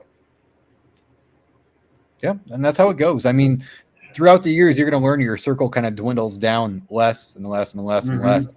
Then you're going to be stuck with the real people, the real ones, like I call them.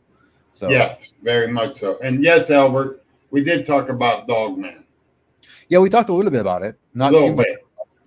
bit. How it's not related to Wendigo Yeah, that's one parallel that I don't understand how people get that. because they don't understand. And like you said, the Wendigo is more paranormal Right. compared to the Dogman is more cryptid. Yeah. Yeah. And and I was thinking it was cryptid, but you set me straight on that now.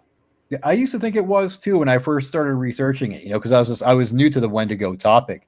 But when I started really learning more and more about it, I'm going, yeah, this is as far away from cryptid as it could possibly be. So Yeah. And as you were explaining that, it's like, wow. yeah, I mean, skinwalkers are the same way too. They're not cryptids either, and I don't think they should ever be lumped in together with cryptids either. So But they are. they really are. It's because people really don't understand the skinwalkers either. It's the two tribal things that are so greatly and vastly misunderstood, and I think it's a shame. It's almost Yeah, heartbreaking. I agree. Now, people keep saying, "You watch Skinwalker Ranch?" No, No, no, I don't. I don't watch it either because what I think they've done is they've glamorized skinwalkers and they've also made money off the skinwalker's name. And Yes, they don't really emphasize enough what skinwalkers are. It's like they kind of take a watered down version and spoon feed it to the TV public, and they don't tell you the real stories behind it. they don't, and that's the thing. We don't have no real knowledgeable people Mhm. about the Wendigo either. Right. That's why I made it my mission. I mean, the Yeah, Wendigo and skinwalkers are my specialty for a reason because I noticed that all across YouTube and all across these podcasts, they don't show respect to the Wendigo and Yi Naradushi lore. They tell you what they think you want to hear. They make it into a scary story where they embellish everything, but they don't tell you how the people spoke about these things. well, like Gary said, it's all about the money. Yeah, that's Yeah. exactly it. But I mean, if you're going to make money, why not, at least translate the real stories and present what could be considered facts? You don't have to give these scary stories and these BS encounters. Give the actual stories. Educate the people. Because it doesn't sell. Doesn't Well, keep the people coming back. that's a shame. That's like not finding Bigfoot. Yeah. The producers do not want you to find one. No. Once No, you they don't. find one, the show's done.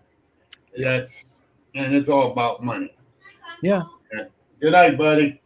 Grandsons are going to bed. Oh, I heard that. That was sweet. Good night, Grandpa. The thing is, and a lot of times it is all about the money. Yeah. No matter if it's TV shows, The Scientist, whatever. Mm-hmm. You got to follow the money. And it goes back to why things are not being shown or said. Yeah. Well, I think that's sad though that like the truth isn't what people want to see. Think about that for a minute. That says a lot about the state of this field. Yes and no. The people want to know the truth. Mm-hmm. but the ones that are producing these TV shows are producing it for the money, not the Right. truth. So, Right. yeah.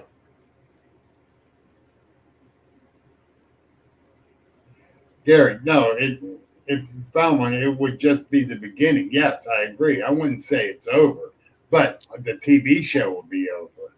He makes a good point with that, though, because I mean, I've seen people on Facebook say how, like, if we ever just found a Bigfoot, that's it, it's game over. It's like, but it's That's not, because we'd have to work on conservation. We'd have to understand, the way the species operates as a whole. We'd have to learn how to protect them and, do things that are right by them. So it's just, Exactly. it'd be the end of the beginning, but it'd be a new start for everybody too.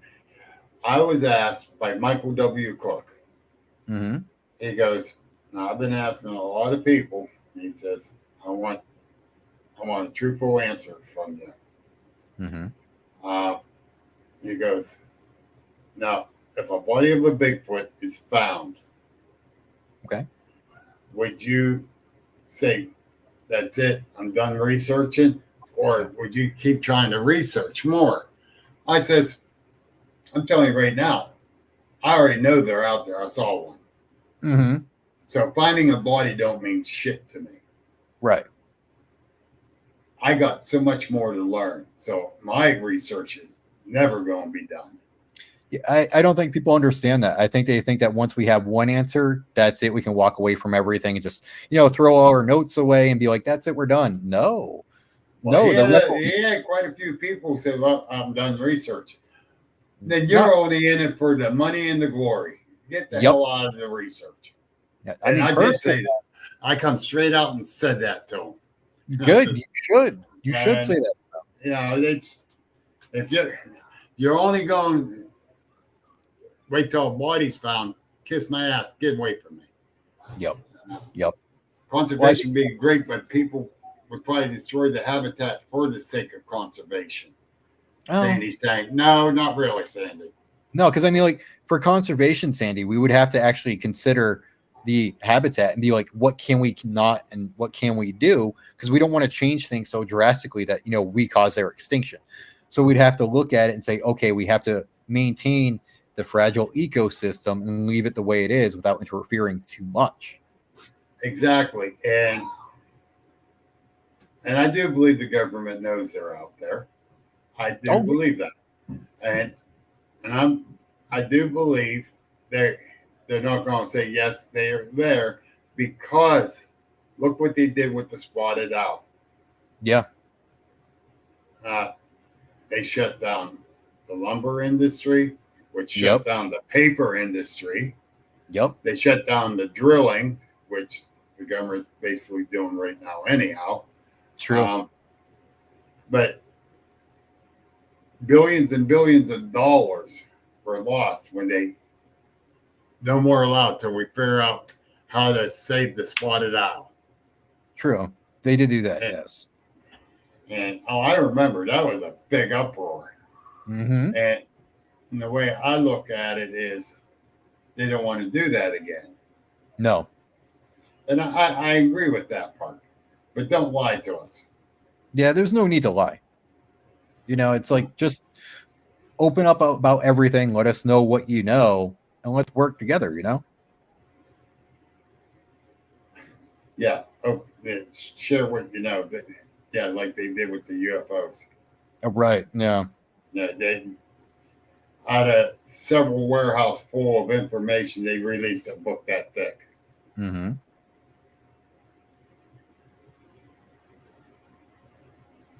Yeah, Gary. But ask the conservation officer at Salt Fork State Park. He will tell you they are there. Mm-hmm. Yep. ODNR is actually got a YouTube thing on them. Mm-hmm. Yeah. So. Yep. Yeah. Yeah, I got a buddy who just became a park ranger, so I kind of have an inside man.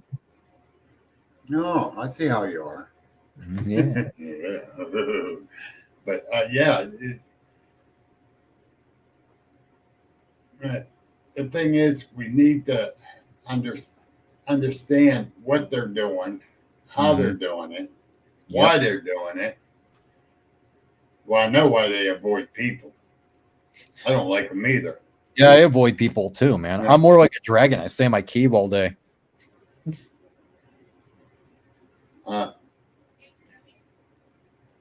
Yeah, ODNR. But yeah, you're talking about the federal park officer rangers.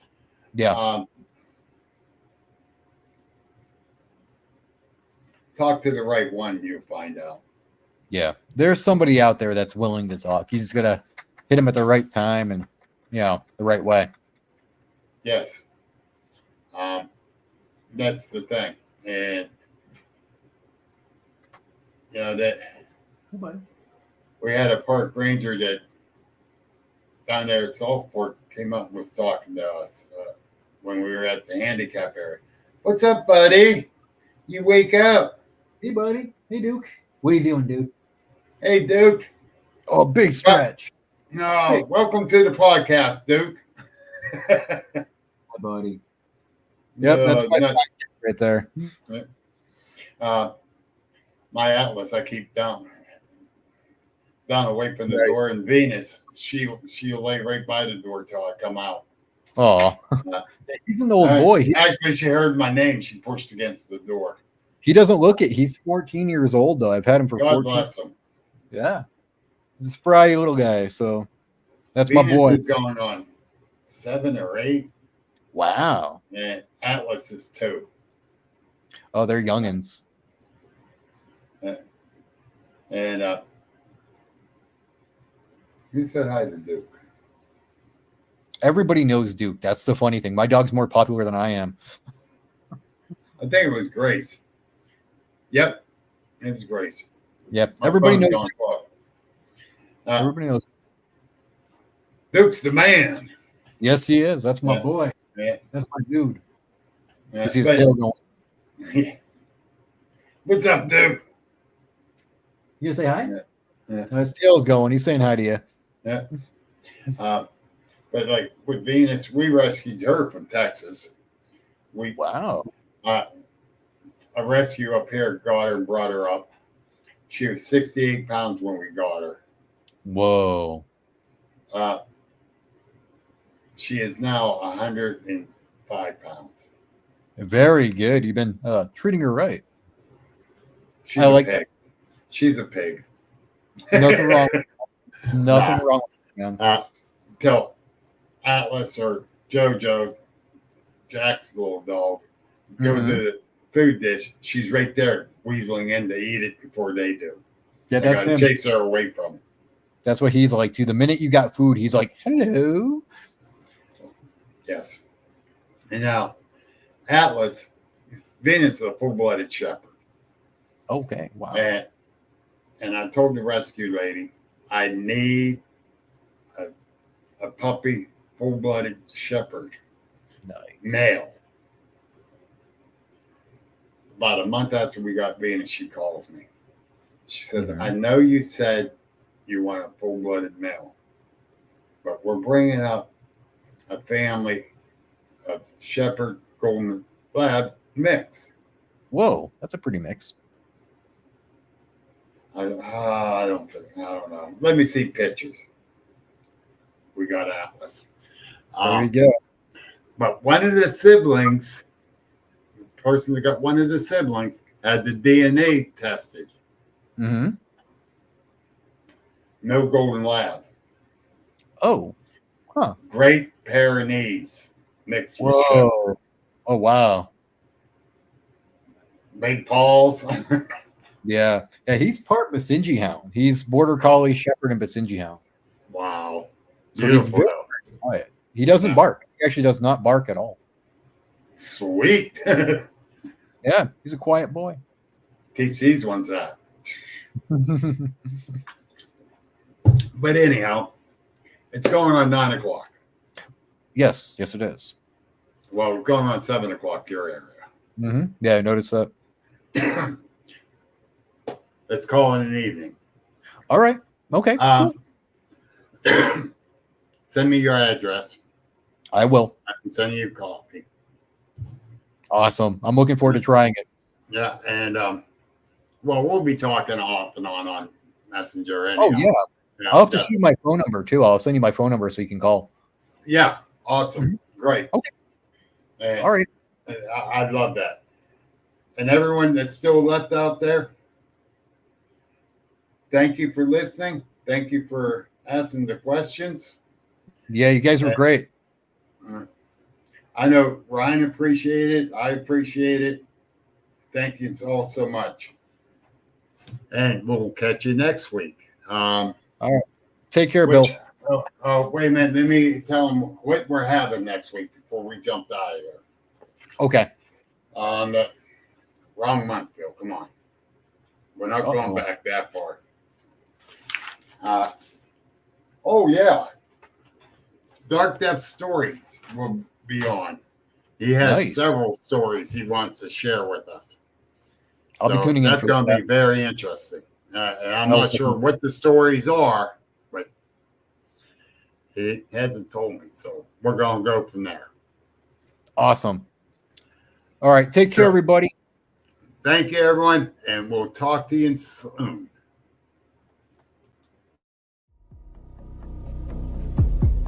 This has been an Agents of the Unexplained original podcast.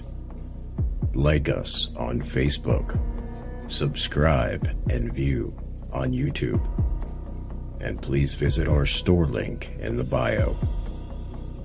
Thank you for listening, and remember that paranormal is